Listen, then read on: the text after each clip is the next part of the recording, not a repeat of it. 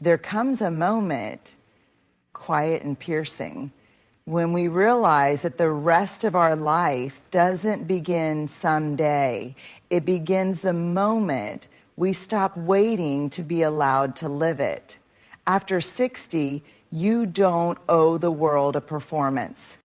There is a quiet pressure many people feel after 60, a subtle suggestion that unless you are living your retirement a certain way, you're doing it wrong. Maybe you're not traveling the world like your friends.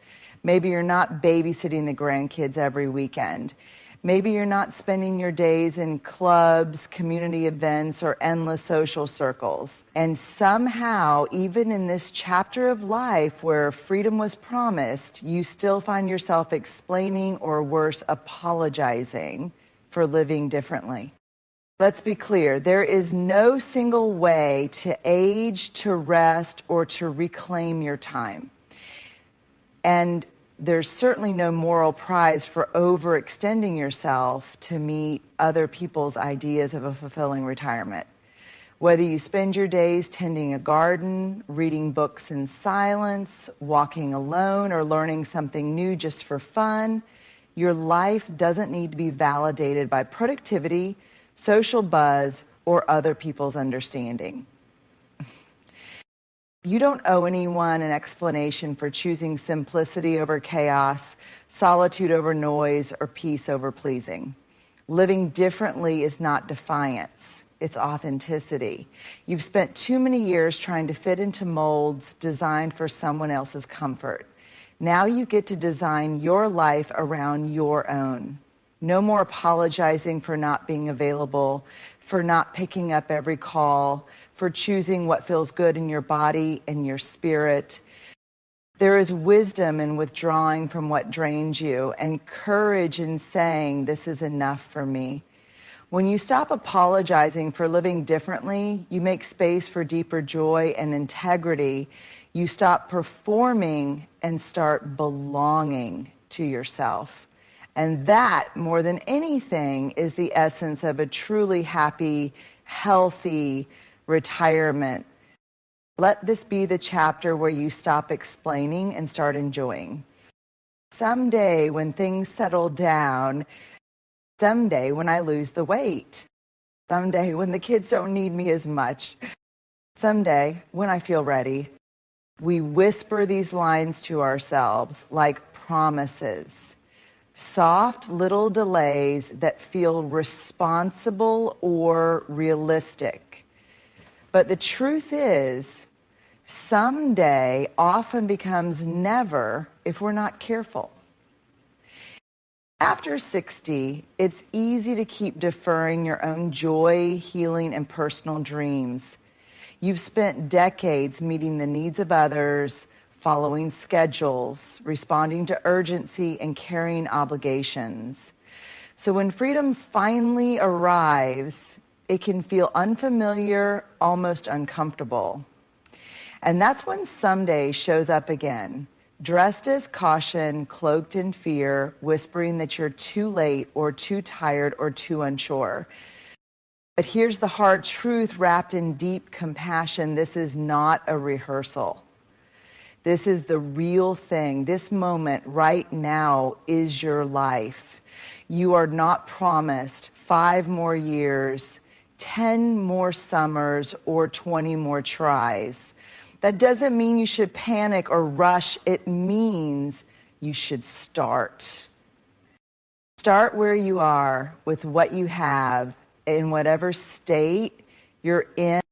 Maybe it's starting that novel you've dreamed about writing, or joining a class that has nothing to do with being productive and everything to do with being curious. Maybe it's getting on a train just to see where it goes, or wearing the outfit that feels too bold, or telling someone how deeply you care about them, or finally, forgiving yourself for what you didn't know back then. Someday, thinking keeps you locked in preparation mode, waiting for the stars to align, but life has always been a little messy, hasn't it? The beauty begins when you stop waiting for perfect conditions and start living within the realness of now. There's nothing reckless about choosing joy now. There's nothing irresponsible about saying, I've waited long enough. You're not too late.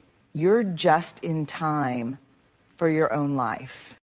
Letting go of someday is an act of rebellion against fear and a sacred act of devotion to yourself. Because now is where the magic happens. Now is where your life reclaims you. There is a quiet, almost invisible habit many of us develop over time, shrinking ourselves. We do it to keep the peace. We do it to avoid confrontation. We do it because somewhere along the line, we were taught that being too much, too bold, too emotional, too direct made other people uncomfortable.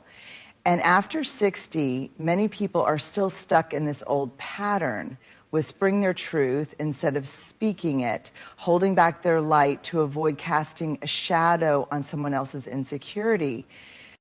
But here's the truth. Your strength is not a threat. Your voice is not too loud. Your presence is not too big.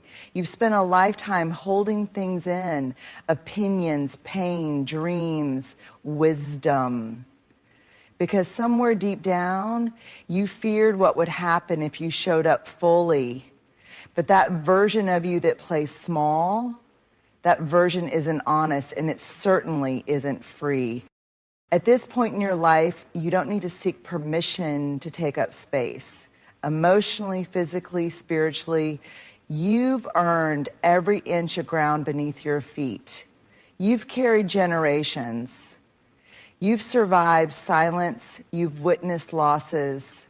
You've held secrets, managed chaos, navigated disappointments, and through all of it, you remained. That's not too much. That's power. When you choose to stop shrinking, you send a message, not just to the world, but to yourself. I am allowed to be whole. That means no more toning down your joy so others won't feel lacking. No more pretending to be fine when you're hurting. No more minimizing your successes or your stories because you're afraid people will say you're bragging. You are not responsible for other people's discomfort when you choose to live truthfully. Let people adjust to your truth. Let them sit with the fullness of who you are. If they are worthy of you, they will rise to meet your authenticity, not try to dim it. You weren't put on this earth to be palatable. You weren't meant to be manageable. You were meant to be you, fully, boldly, beautifully you. Let that be the new standard. Let that be your offering. Because your light doesn't get brighter by hiding. It gets brighter by being claimed. So no more shrinking, no more silence, no more waiting for approval that you no longer need. This is your time to stand up, speak up, and take up all the space your heart requires. The world doesn't need a smaller version of you. It needs exactly who you are. There's a moment, sometimes subtle, sometimes loud, when your body knows before your mouth speaks. It's the tightness in your chest, the slight clenching of your jaw, the sinking feeling in your stomach. Your soul is saying no, but out of habit, fear, or guilt, you smile and say yes anyway. For years, maybe decades, you've been conditioned to be agreeable. You were raised to be kind, helpful, accommodating. You said yes to invitations you didn't want, responsibilities you didn't choose, and burdens that weren't yours to carry. Not because you didn't know how to say no, but because you believed saying no made you selfish, difficult, or ungrateful. But here's the truth. Saying yes when your soul says no is a betrayal, a quiet betrayal that happens in small moments until one day you don't recognize yourself anymore. You're exhausted, resentful, emotionally disconnected because you spent so long abandoning your inner truth to meet the expectations of others. After 60, this pattern becomes even more dangerous. Your energy is more precious now. Your peace is hard won. Your time is a limited and sacred resource. You can't afford to keep spending it on obligations that drain you, conversations that wound you, or relationships that only work when you're pretending to be someone you're not. Saying no doesn't mean you don't love people. It doesn't mean you're hard or bitter. It means you've learned that self-respect is not selfishness. It's a boundary. It's a declaration that your well-being matters too, and not just when everyone else has been taken care of, but now. First, sometimes the hardest person to say no to is the one who raised you, or the one who depends on you, or the friend who always asks just a little too much. But you are not here to be endlessly available. You are not a bottomless well. And loving people well doesn't mean allowing them to deplete you. So start checking in with yourself before you respond. Ask, does this feel right? Will I feel resentful afterward? Am I saying yes to avoid guilt or to stay true to myself? If your soul says no, trust that voice, honor it. Practice pausing. Give yourself permission to say not this time. I'm not available, or simply no thank you. And then don't explain yourself. You don't owe anyone a justification for protecting your peace. Freedom doesn't always look like doing what you want. It often looks like not doing what you don't want and finally feeling okay with that. This is not the season to people please. This is the season to soul protect. Every no you say now opens the door for a deeper, more intentional yes later, one that aligns with your heart, your energy, and the beautiful boundaries you've earned the right to set. Let your no be sacred. Let it be your healing. Let it be your power.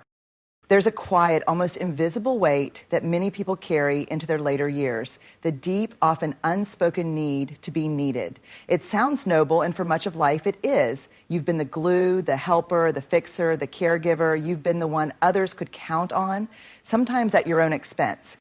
But now, in this new chapter, that same need can begin to quietly drain you, not because it's wrong to be there for others, but because when your identity depends on being needed, you start to lose touch with who you are when no one is asking for anything. After 60, something remarkable begins to unfold, if you let it. This season of life is not just about continuing your service to others, it's about returning to yourself. And to do that, you have to gently, and sometimes painfully, untangle your worth from your usefulness. It's hard, especially if you were always the one who held everything together. Maybe your adult children don't call as often. Maybe your partner no longer depends on you the same way. Maybe the busy household you once ran has grown quiet. You may feel invisible or unsure of your place in the world. But here's what's important. You are not disappearing. You are being redefined. Releasing the need to be needed doesn't mean withdrawing love. It means letting go of the belief that your value is tied to what you do for others. You are still valuable even when you're resting. You are still worthy even when you're not fixing anyone's mess or offering solutions. You are still important even when no one is asking anything of you. This is your time to ask yourself, who am I outside of being useful? What do I want? What brings me joy, even if no one claps for it? It might feel uncomfortable at first. You might feel a little lost without the urgency of being needed. But in that space, something beautiful has room to grow, a self-defined life. A life not built around obligation, but around curiosity, joy, peace, and truth. Releasing the need to be needed also means allowing others to grow. When you step back, you make space for them to become responsible, resilient, and self-aware. You model what healthy aging looks like: self-ownership, grace, and unapologetic boundaries. You've done enough. You've given enough. And now you are enough, without proving, without overextending, without being on call. You don't need to be indispensable to be deeply loved. You don't need to be constantly needed to still matter. You can exist in fullness, with or without a role to play. So let go, gently, lovingly, boldly, and watch what returns to you. Time, clarity, purpose, and the sacred space to become more you than you've ever been. Regret is a heavy traveler. It doesn't shout, it whispers. It tiptoes into your quiet moments, revisiting old scenes, reminding you of words you didn't say, choices you wished you'd made differently, time you didn't know was running out. And if you're not careful, regret can become a companion you carry into every morning, every conversation, every reflection after 60. But here's the truth. Regret isn't wisdom. It's grief in disguise. And like all grief, it deserves to be acknowledged, but it doesn't deserve to drive your life. You've lived long enough to know that perfection was never the goal. It was the illusion. You did the best you could with what you knew at the time, with the strength you had, with the tools that were available to you.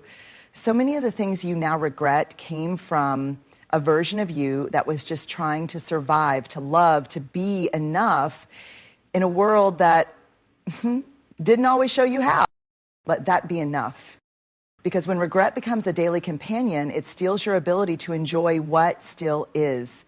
It turns every sunset into a reminder of a missed opportunity, every silence into a replay of past mistakes. It shrinks your future into a penance for your past. You are not here to keep paying for your humanity. You are not here to live the rest of your life as if it must constantly make up for what you didn't know, didn't do, or didn't become.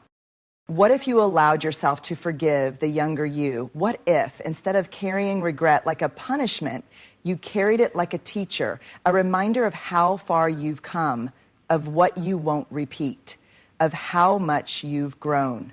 The past doesn't need to be rewritten for you to feel peace. It just needs to be released, gently, intentionally, one breath at a time. You don't need to get over it. You need to let go of the belief that you are only your worst decisions. Letting go of regret doesn't mean pretending everything was fine.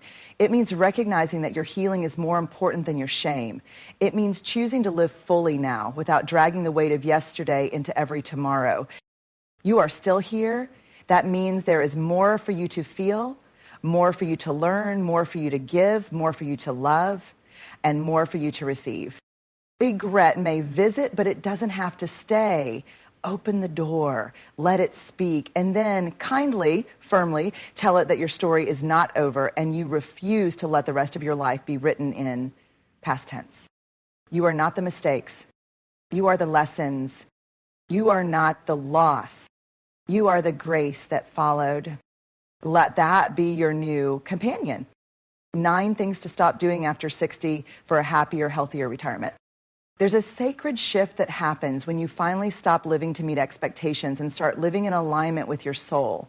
After 60, life is no longer about proving, pleasing, or performing. It's about returning to yourself, to your truth, to the quiet wisdom that's been patiently waiting underneath all the noise. You are not here to be who you once were. You are not here to apologize for the ways you've changed. You are here to honor the years that shaped you and to release the habits that no longer serve you. This chapter of life is not about shrinking, waiting, or sacrificing your joy to remain useful in someone else's story. It's about living freely, choosing boldly, loving intentionally, and letting go courageously. Let go of the someday. Let go of shrinking to make others feel okay. Let go of obligations that drain your spirit. Let go of needing to be needed to feel seen. And let go of regret as your daily lens. You've earned rest. You've earned peace. You've earned a life that fits you, not just the roles you've played. So say no when you mean it. Speak up when you feel it. Be bold in your becoming. Because this isn't the end of your story. It's the most honest, unfiltered, and powerful chapter yet. You're not fading. You're not done. You're not too late. You're just finally free.